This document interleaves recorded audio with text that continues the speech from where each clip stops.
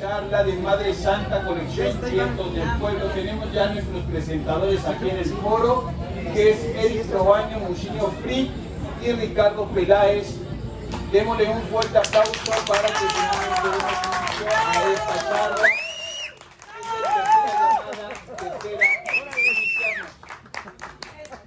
Trae porra. Gracias, público conocedor. Ya saben cómo es esto. Es un ambiente muy familiar, muy agradable. Muy dominguero en sábado. Sí, también, por supuesto.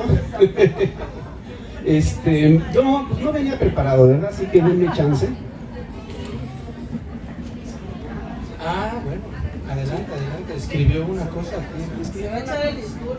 O sea, los que lo conocemos le decimos, Frick, a ver cuándo vuelves a escribir algo, otro guión, y no lo hace, pero no fuera una presentación, porque ahí sí hasta Tú dame chance, no pierdas las esperanzas. Muy bien. Un año de estos. Mira quién llegó. Gran maestro, no se haga gran maestro. Venga para acá. Pase, Sí, pero por favor. Llega el gran maestro Luis Fernando. Medio, pues, Así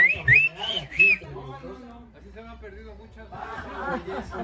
Queda constancia de que se pierden con... podrías haber llegado 15 minutos después. Frick escribió algo. Yo escribí algo. Denme chance. Vamos y le regresamos. Ya ven cómo son.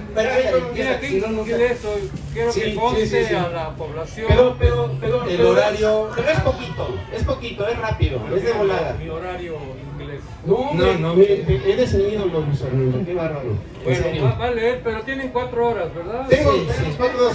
Es rápido, es de volada. Sí. Miren, fíjense. Ahí voy, abusados. Lo primero que quiero expresar es mi agradecimiento a mi querido amigo del alma, Ricardo Peláez, por supuesto, coautor y ejecutante de la poderosa gráfica que le dio su versión definitiva a esta obra, y al Fondo de Cultura Económica, que con esta edición ha traído de vuelta en lo que yo denomino un rescate de memoria histórica y en un formato popular al alcance de mucha gente, este relato que ha dejado huella en la historia de la historieta autoral mexicana. Ándale. Según tú, claro. Sí. Sí, según yo, por supuesto. ¿Quién más?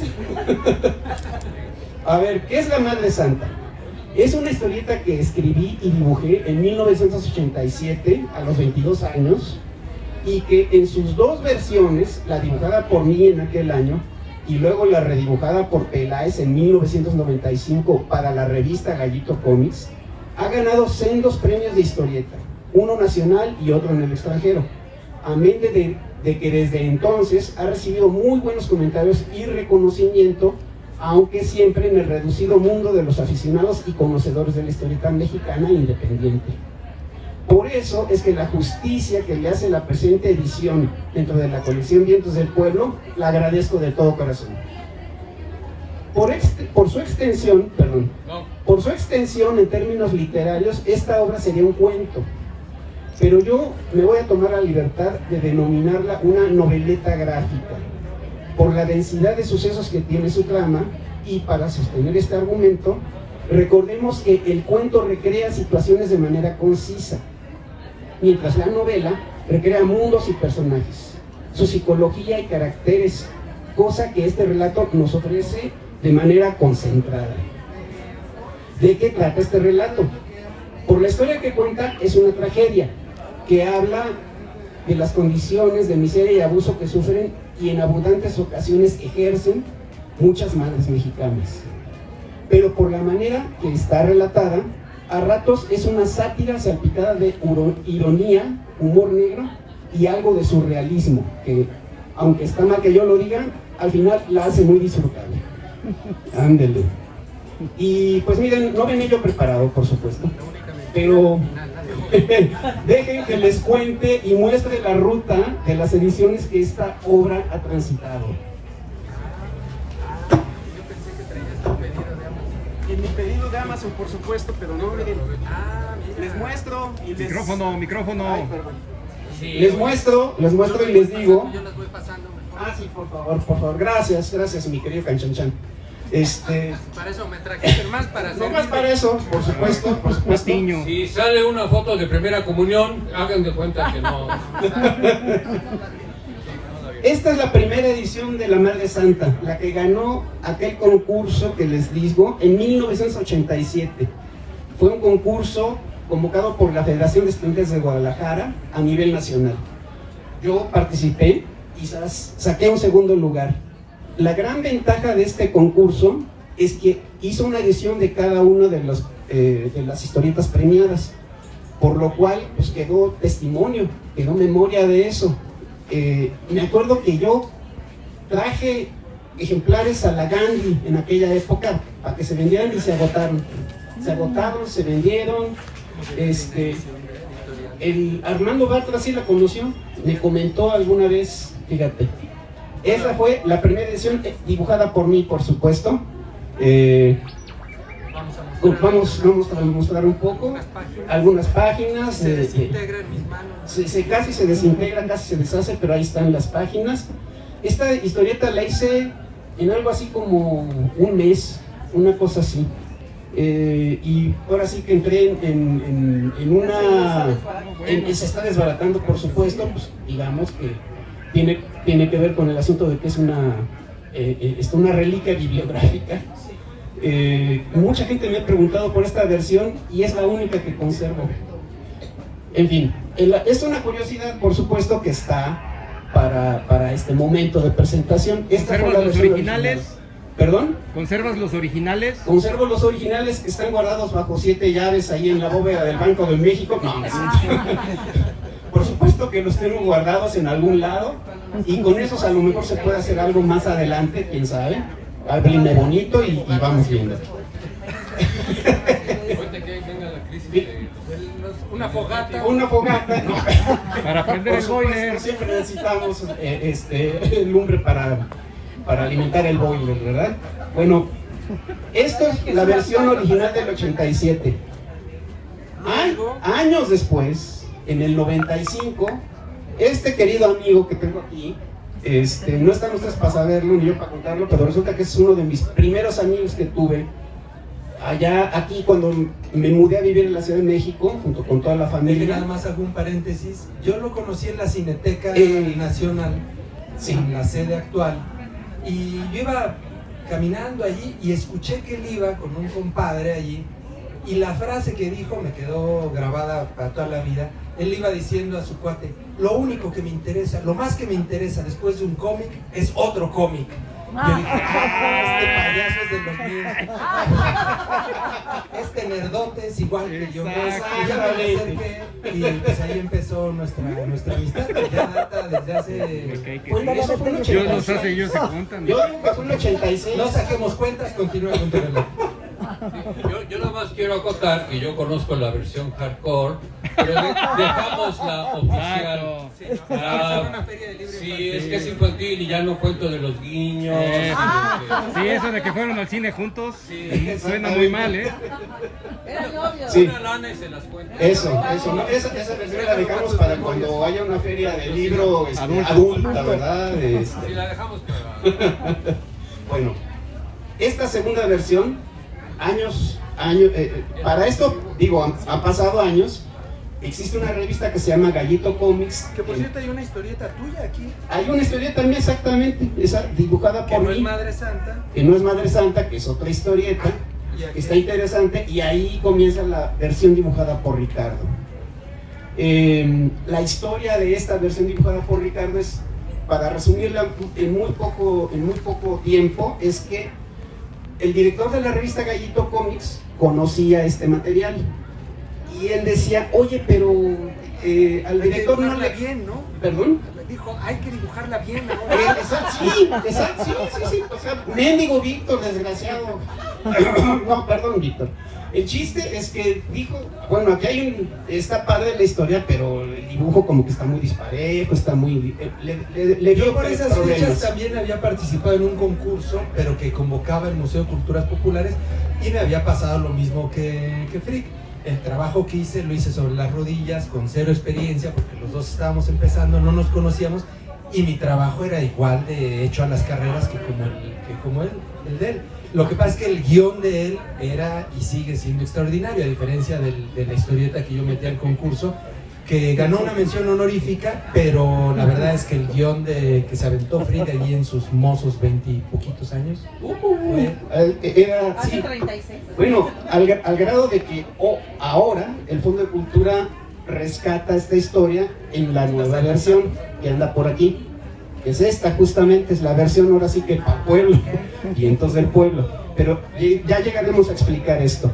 Luego sigue. Perdón, entre Faltan paréntesis. 400 revistas más. Entre paréntesis, no, es poquito más. Entre paréntesis, Y luego nos quejamos de que no nos editan, ¿eh? O sea, si es canciones de esto y luego, no, es que los historietistas independientes nunca nos editan. Están jodidos, nadie los pela. pobrecitos en la Lo revista nuestro es lloriquear, lo nuestro es lloriquear, sí.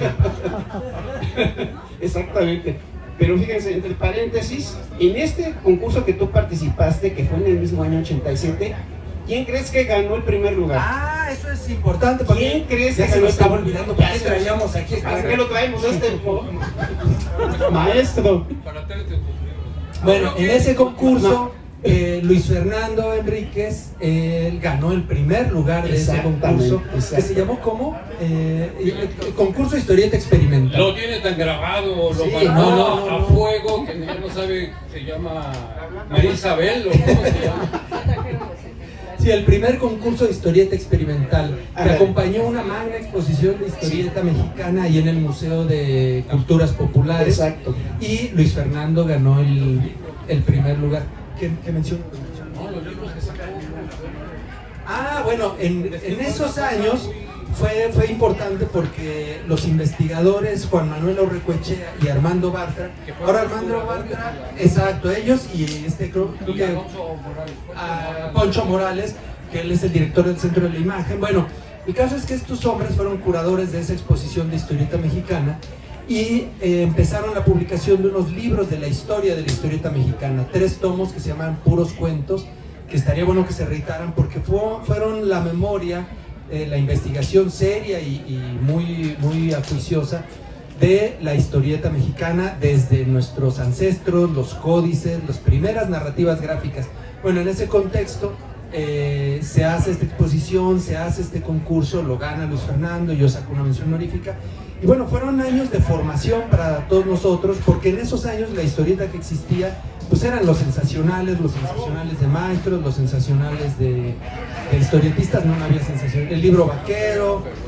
Entonces, bueno, en ese nosotros no peinábamos canas todavía, y nuestros referentes no eran la historieta mexicana, que ni siquiera nos habían tocado los años buenos de la historieta mexicana. Nosotros admirábamos más bien el Spirit de Will Eisner, la historieta underground norteamericana, en fin, Moebius, la historieta europea, argentina, pero continúa con... Fíjate, esas... Un paréntesis muy largo. Fíjate. Perdón, sí, esta bola de influencias que tuvimos del extranjero también tiene su parte mexicana.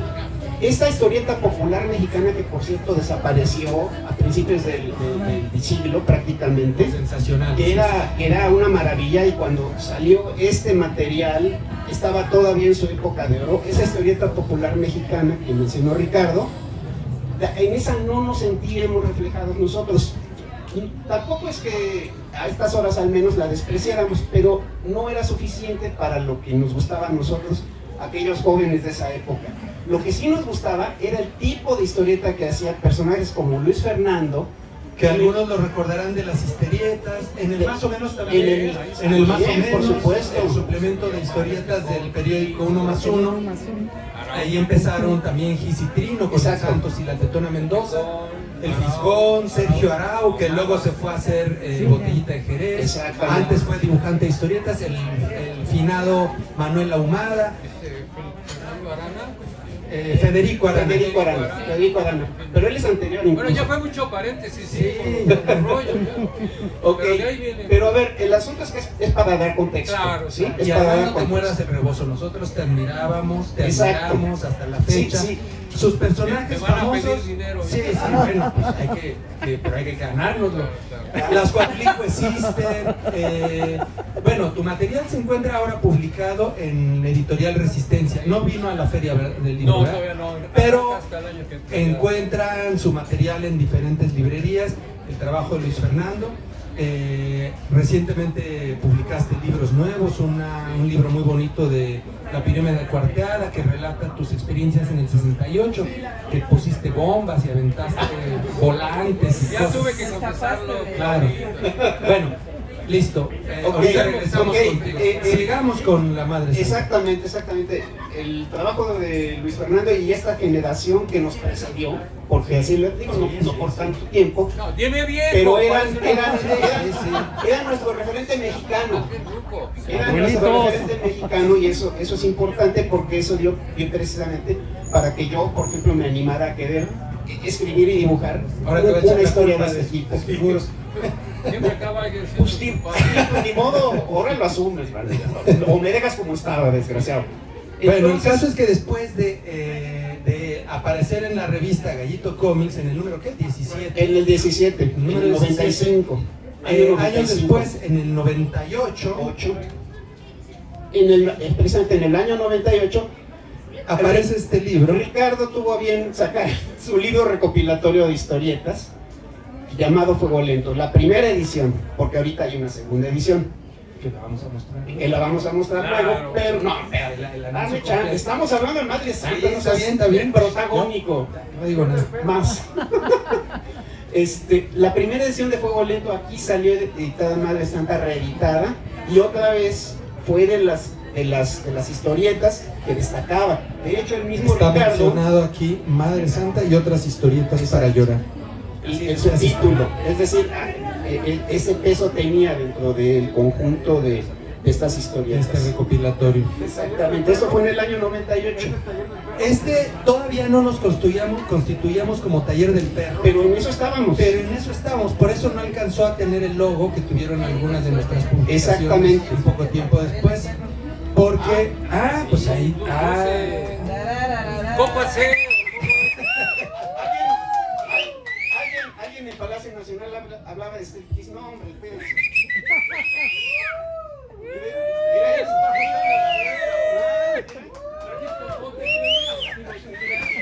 El logo del Taller del Perro. Una camiseta sobreviviente de esa época. Del año 98. por otra tanda de aplausos te Ya lávala. ¿Qué pasó con el bote? Ya lávala. Exacto. Le pueden poner billetitos en los tiranes Para que no se la quite, exacto. Gracias, Nacho. 1000 pesos para que no te la quites. Siéntate. Muy bien, muy bien. Haces bien. Pero- La diamantina que te pegaste. Y la diamantina. Bueno, Ok. el caso es que sale en este libro. En 98 sale editado este libro y además sale al mismo tiempo el esfuerzo del Constituimos Taller el del Taller Perro, del Perro. lo constituimos el colectivo monero que veníamos del Gallito Comics, que nos independizamos de nuestro camarada Víctor del Real y tuvimos esta iniciativa, la iniciativa del Taller del Perro. Gracias a eso, Aparece este libro que se empezó a distribuir muy Exactamente. poco. Se agotó. en esa época todos los que pertenecemos al taller editamos algo, autoeditamos algo, pero el asunto es que pasó El Crónicas las Perras. crónicas Eso perras. no lo trajiste, No yo traje lo las tengo. crónicas perras porque como no es de la Madre Santa. Bueno, A ver, no, yo he hecho más cosas aparte de la Madre Santa, ¿eh?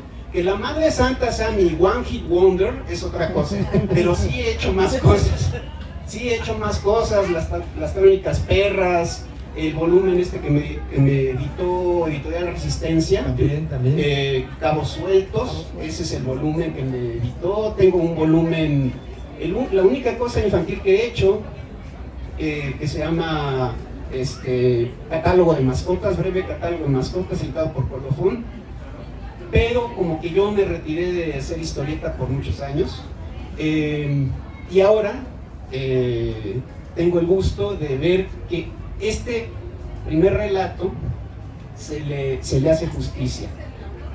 Pasó algo antes de que llegáramos a Vientos del Pueblo. Hicimos una edición de aniversario, de 30 aniversario. El 30 aniversario. Este tiene algunos textos que le encargamos Exactamente. a unos amigos, entre ellos Luis Fernando. En esta edición viene un texto de Luis Fernando y algunas imágenes, Que no me ha algunas pagado. ilustraciones. Las ilustraciones, te dimos tus ejemplares y los regalaste ahí en una borrachera, no te hagas. Entonces aquí invitamos a algunos colegas ilustradores, hay pin-ups de algunos historietistas. Edu Molina, por ejemplo, que tiene sus libros en el stand número 6, por cierto, por allá. Edgar Clement, Patricio Beteo, eso tiene de especial extensión, no solo tiene la historieta completa de 32 páginas, sino Así es. estos pluses de esta edición. Exactamente. Para finalmente llegar, tiempo después, algunos años después, a esta que es la edición que nos tiene A esta reunidos, que nos a esta que nos convoca, a esta Esta que nos convoca exactamente, es de la la primera cual edición de Vientos del Pueblo, que tiene 2 fotos de los autores atrás, porque pues había que poner foto del guión y del dibujo. así es. Así que Gracias a Dios ya hay Photoshop. ya, sí, filtros. ¿Qué Tenía tal? otras Saludos. fotos mejores, Hola. pero mandó la marca. Ahí está Micro fue. Tú colaboraste en uno de los pin-ups del Madre Santa, ¿no? Y bueno, entonces, no. No, sigue, Camilo. Otro colega, Micro, extraordinario, historietista también. Saludos. Hola, ¿qué tal? Flor también, colega. Bueno, decíamos de los filtros de Photoshop que afortunadamente ya hay. Entonces Exacto. nos quitaron arrugas y canas aquí. Sí. También Bye, saludos. Para esta edición cabe mencionar que la portada, la ilustración de portada es un bordado mandado a hacer ex profeso con la imagen de la portada. Es un bordado hecho por Alejandra Lara, autora zacatecana, ilustradora, autora zacatecana. Ah, súper. Y me pareció bonita esta idea primero de hacerle una portada especial a esta edición y además hacerla, yo pensaba como en una servilleta para las tortillas, ¿no? Así algo pues, que fuera como alusivo al tema, ¿no? Autóctono de la Madre Santa precisamente. Entonces eso es un plus que tiene esta edición, un precioso bordado aquí de Alejandra Lara, autora zacatecana. Y la mancha de salsa roja de katsu, del mole de allí, de los Yo hijos creí que de era uno de... sangre. No. Se supone, pero. Pues bueno, Yo pues dije un coscorrón. creo que estaría bueno que comience un poco de los temas de los que trata la historia. Yo cuando leí por primera vez esta versión, la versión que nos compartió Víctor del Real, nos dijo, oigan, pues échenle una manita de gato a los dibujos. Yo la leí y lo primero que me maravilló es que cada doble página que abría, que leía, siempre la última viñetita era un excelente gancho para pasar la página. Además, la historia, dentro de su brevedad, aborda muchos temas. Entonces, el personaje principal, que es la mamá de esta familia, pasa por un montón de fortunios e infortunios, esta mujer, la protagonista, y la última viñeta siempre me enganchaba para dar la vuelta y te la devora la historia, ¿no? Entonces, es una historia muy bien contada, muy bien narrada, y yo dije, no, pues no le voy a dar una manita de gato a la historieta, yo mejor la dibujo completa. Me entusiasmó tanto la trama, el guión, que le dije a Frick, oye, dame chance de dibujarla completa. Y dice, no, pues adelante, si te animas, pues adelante. Y pues ahí ya la redibujé enterita. Por supuesto, y algo muy importante, me basé prácticamente de manera textual, de manera calcada, en los encuadres y los dibujos que él había hecho, porque si bien el dibujo se veía que estaba hecho bastante a las carreras, ya estaba claro que estaba muy bien dibujado. O sea, la relación entre palabra e imagen, que es fundamental en una historia gráfica bien contada. O sea, la historia, en una historieta, el texto no nos debe de impedir ver las imágenes. Y las palabras, los dibujos no nos deben de evitar leer el texto. Entonces, en una buena historieta es tan importante lo que narra la imagen como lo que narra el dibujo y la forma en la que se complementan. Y eso ya Frick lo había hecho de una manera extraordinaria.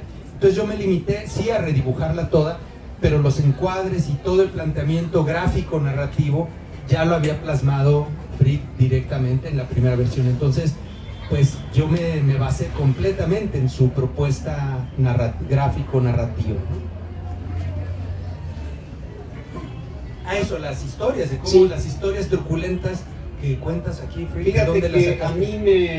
mí las primeras personas que la leían decían, oye, qué mal te trata tu mamá, cabrón. O sea, pobre de ti, güey. ¿Por qué? Si esa es tu mamá, ¿dónde la O sea, demandamos?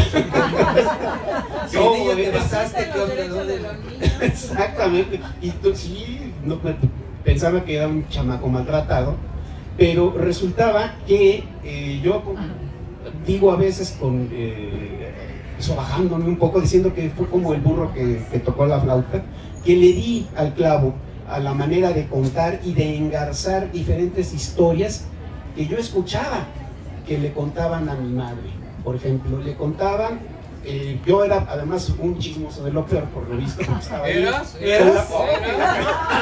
Bueno, yo estaba ahí con la oreja parada de ver qué le estaban contando a mi mamá, sus amigas, sus comadres, las señoras que nos ayudaban ahí en la limpieza, y había cada historia, cada fragmento. Por eso, como dice Ricardo, por ejemplo. cada fragmento, independiente, digamos que, fíjate, haciendo la cuenta, son como 10 episodios, que empiezan y acaban, Pero se van enlazando, se van enlazando y poquito a poco van llevando la obra hacia su punto culminante.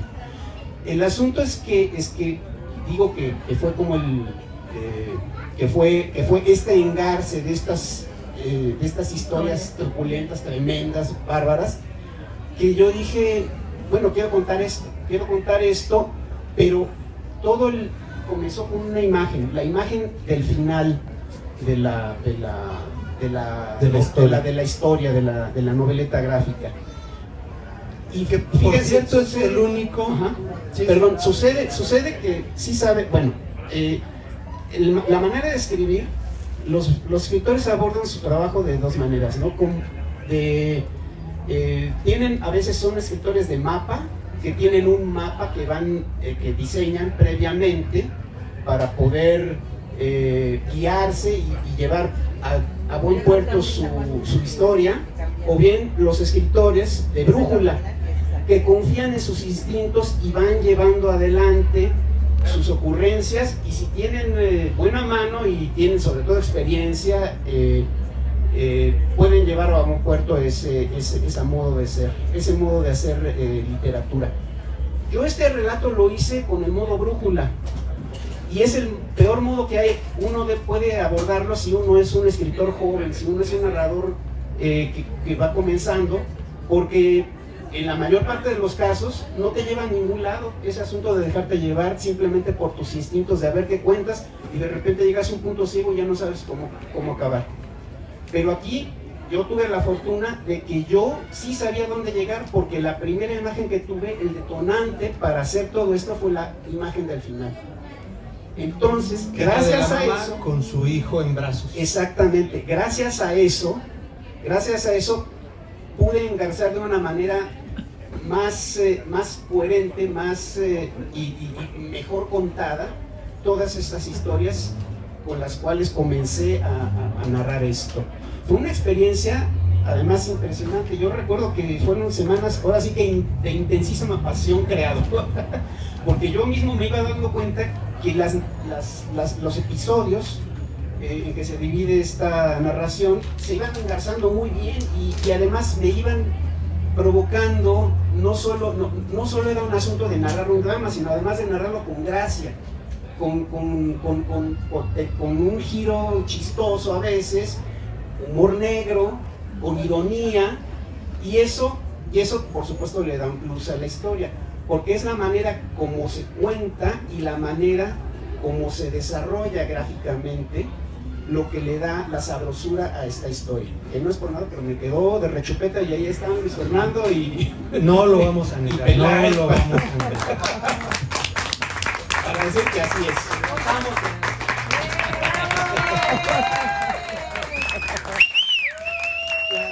¡Que se muere!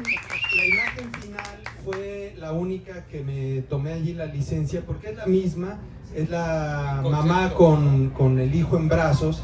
No les vamos a decir por qué lo tiene en brazos, porque más yo cuando leía la historia, antes de doblar la página, antes de pasar la última página, después de venir enloquecidamente viendo todo lo que pasaba, y decía, pero ¿qué pasa? Y luego pasa esto, y luego esto, y no dejaba de fascinarme.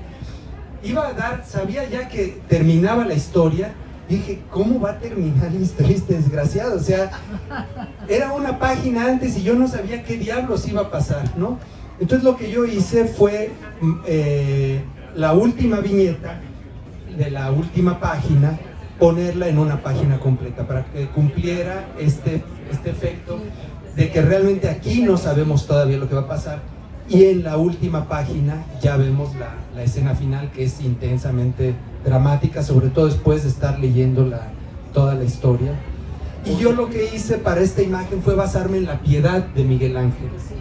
La escultura de la Piedad de Miguel Ángel la calqué, saqué una fotocopia de un libro donde venía la Piedad de Miguel Ángel, la amplié al tamaño y calqué exactamente la misma posición que tienen los personajes, obviamente caracterizados con los personajes de la historia, pero es precisamente la Piedad de Miguel Ángel.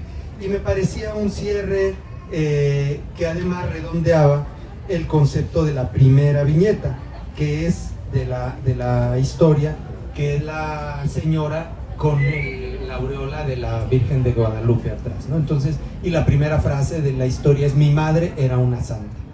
Entonces, en la página final la vemos con la Piedad de Miguel Ángel, también con una referencia religiosa, ¿no? Católica. A mí lo que me fascinó cuando vi esa última página, esa última viñeta, es que Peláez redondeó la historia, la cerró con una metáfora visual poderosísima, que en mi historia original más bien quedaba como que un final abierto. Un final abierto en que gráficamente te decía, bueno, pues aquí hubo una tragedia espantosa, pero no había un cierre como tal, ¿sí? Esta imagen tan poderosa, tan fuerte, le da ese cierre que le faltaba y completa la metáfora, la metáfora religiosa, de crítica, de visión sobre la maternidad contradictoria que va desarrollando el relato. La vuelve la vuelve una obra completa, vamos a decirlo así, ¿no? Es decir, la cierra con una gran fortuna, y yo me quedé fascinado, casi te quería pagar y darte un beso, cabrón. ¡Puercos! Porque era lo que le faltaba a este condenado relato. Sí, bueno, y ahora que nos cuente un poco Luis Fernando. Costó mucho el cheque que nos pediste para venir a presentar. El helicóptero que me mandaron también, estuvo muy bien. Bueno, yo quiero abundar en una cosa que no se ha mencionado, porque son muchas cosas, pero digamos, para, desde mi punto de vista, avalar la riqueza. O mejor leo mi texto también. Sí. ¿Lo leo? Es una... No, pero son 4 tomos. ¿Cuál es el problema? Ahí vas a ver las hojitas dobladas, pero sí quiero abundar sobre una cosa. No, esas son pósters de Lin May. El porno. Ya me balconeó. ¿Y ese está? ¿Dónde está? Ay, son los que eran para él. ¿Es el porno? No, unas hojas Bond como dobladas. Por ahí están unas hojas Bond dobladas. No, acá, pero están ahí entre papeladas. Ahí están, mira. Los pastes que te compraste ahorita en el mundo. 344 panes. Nada más. Se ve que no tienen nada que hacer, pues están aquí muy a gusto. Sí, ya viene la lluvia, aquí Bueno, apartamos lugar. O no, mejor platico eso que quiero. Que lo lea. muy brevemente. Que lo lea. Venga, Bueno, a Luis ver. Fernando. Si no es ahora, ¿cuándo? No es ahora cuándo. No lo leyó ni él, no sé. Sí. No me lo pusieron. Por décadas, dice, el título es Madre, solo hay una, a veces afortunadamente. Por décadas, la industria mexicana de la historieta se enseñoreó del mercado, manteniendo semana a semana una producción que llegaba a millones de ejemplares circulando por todo el país. Desde finales del siglo XIX, la cultura popular aceptó con amor y pasión a la historieta, pero esa gigantesca maquinaria a la vez engulló a los artistas y a los escritores. Con sus grandes excepciones, los creadores se perdían en el anonimato, obedecían órdenes, fueran acertadas o no, y eran desechados sin contemplación alguna cuando las diversas empresas lo consideraban así pertinente. Durante los 60, las revoluciones políticas, culturales y sociales le dieron la vuelta al mundo, cambiando en mucho las reglas del juego en las sociedades de Occidente.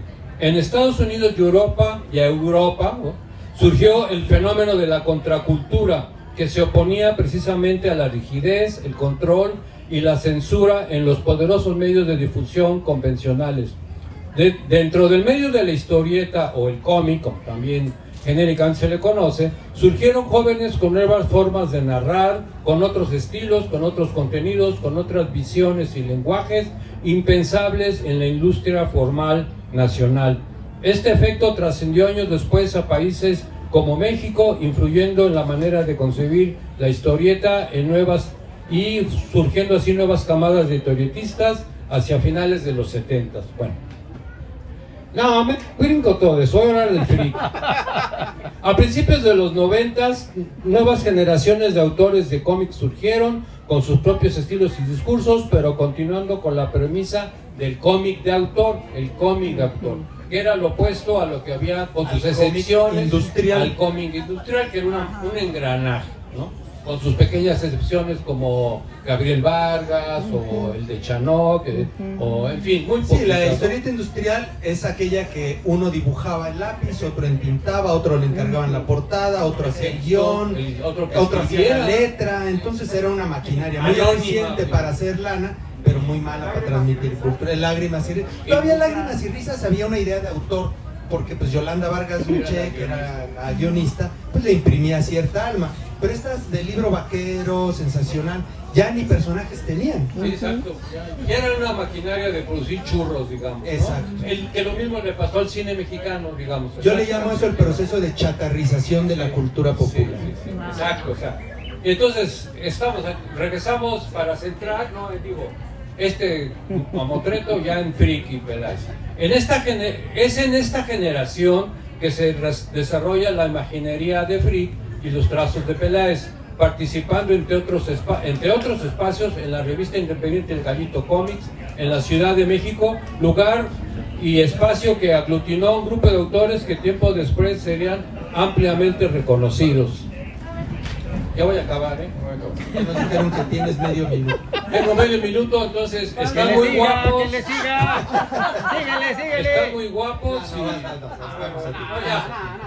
No, entonces, como en eso de que van quitando mejores y lo van dejando en muy buenas tardes. Bueno, es que ya concretar mucho, y que es además lo esencial. Como me pagaban por letra, pues me quise extender, pero no había tiempo. O sea, esto sí lo quiero decir. Frick y Peláez dibujan esta madre a medio camino entre la madre de los olvidados de Luis Buñuel y la que encargó por décadas en el cine Sara García. Aprovechando los recursos propios de la historieta, el relato no rehúye la metáfora, la alegoría. Varias escenas se llenan de dobles significados, de guiños que aluden a nuestra idiosincrasia, nuestra cultura popular, nuestros entramados políticos, nuestros atavismos que hemos ido creando a lo largo de los siglos.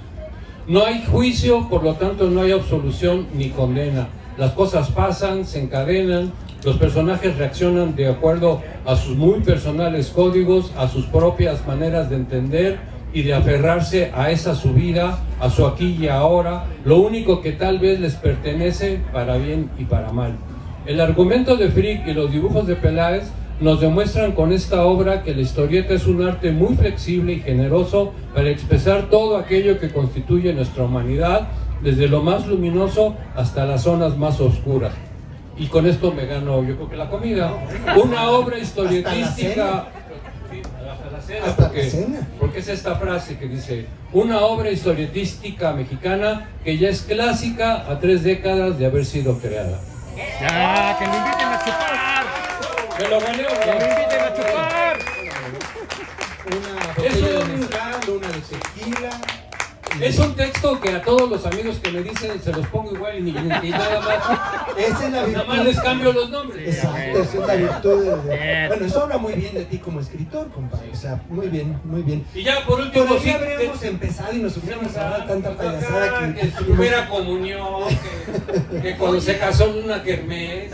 Oye, pues, pero si no es aquí, ¿cuándo? Oye? Claro, muy Hay bien. que Bueno, yo nada más por último, muy breve, sí, para reafirmar lo que dije, es, digamos, la riqueza de esta obra, dentro de la historieta mexicana, es que además, ya lo digo de pasadita ahí, pero es que es una cosa que no es muy común lograr, es todo un logro, es la intertextualidad que genera esta obra y en la que está inmersa a su vez esta obra, es altísima. La intertextualidad, ¿qué es? Es cuando una obra que sea, ya sea literaria, de cine, cómic, teatro, danza, cualquier arte, se engarza consciente o inconscientemente con otros muchos aspectos artísticos y culturales que ya están dando la vuelta. Por eso no es, por ejemplo, a mí me recordó siempre esa madre famosa de Los Olvidados de Luis Buñuel, que muy brevemente, para ubicar el contexto, muy breve, porque no voy a contar la película, pero es de 1950 la película, y habla de la pobreza brutal que había en esos tiempos, periferia mexicana, de la ciudad. y que el cine mexicano, etcétera. Entonces, cuando estrenan la película dura un día o dos o tres, y la quitan, y además quieren correr a Luis Buñuel, que era español, lo quieren correr del país, porque la sociedad mexicana de clase media, etcétera, que tenían acceso a ver películas y todo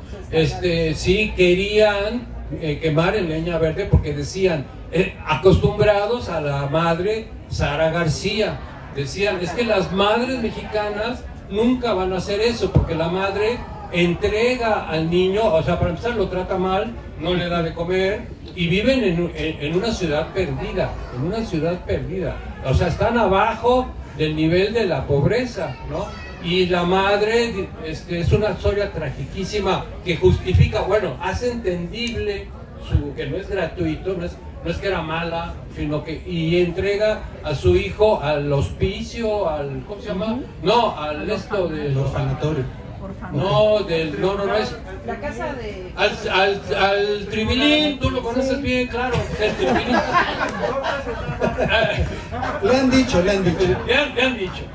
Al tribunal, a donde por edad no podían meter a la cárcel, lo metieron. Una historia terrible, pero también la intertextualidad.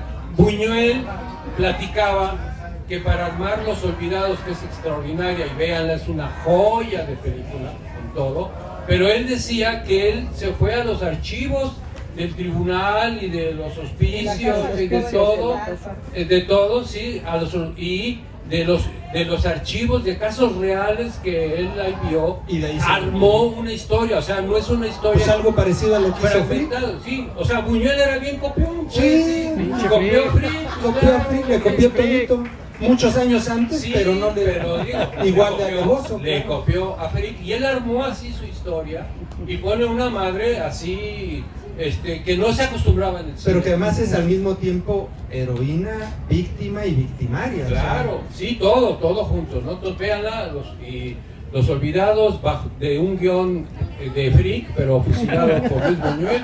Y esa es la intertextualidad, digamos. También tiene, aunque es urbano, digamos, tiene esos pasajes como de Rulfo también, digamos, como atmósfera. Él ubica todo más en el campo, ¿no? Pero digamos, hay atmósferas mágicas, o no sé cómo llamarlas, que también recuerdan, o sea, esa es la intertextualidad enorme que tiene esta historia. ¿Ya puedo cenar ahora sí? ¡Eres un genio, Frick! De hecho, nos vas a ¡Eres un ayudar, genio, güey! nos vas a ayudar con la firma de autógrafos. Ya te demoraste tanto que ahora te vamos a poner a ayudar. Bueno, nos quedamos entonces. ¿La qué? La sopa mágica, sí, ahí se van a enterar. Ese es uno de las partes más entretenidas de la historia. Bueno, pues no nos queda más que darle las gracias. Nos quedamos, como es feria del libro y hay que dar cosas cultas, nos quedamos con la bueno, eso, y la palabra engarzar, que fue la que nos patrocinó también el día de hoy, la tarde de hoy. Engarzar e intertextualidad. Me quedo con eso. Vamos a firmar algunos ejemplares aquí. ¿Nos vas a ayudar? Ahora no te hagas, te tardaste tanto. Sí. 20 pesos, Bueno, pues cómica, 20 pesos. un placer. No, a 15, un cómic a 15 pesos en Vientos del Pueblo. Gracias al Fondo de Cultura Económica, gracias a los... Gracias a ustedes. Por su tiempo, por su paciencia, por aguantar a este par de señores.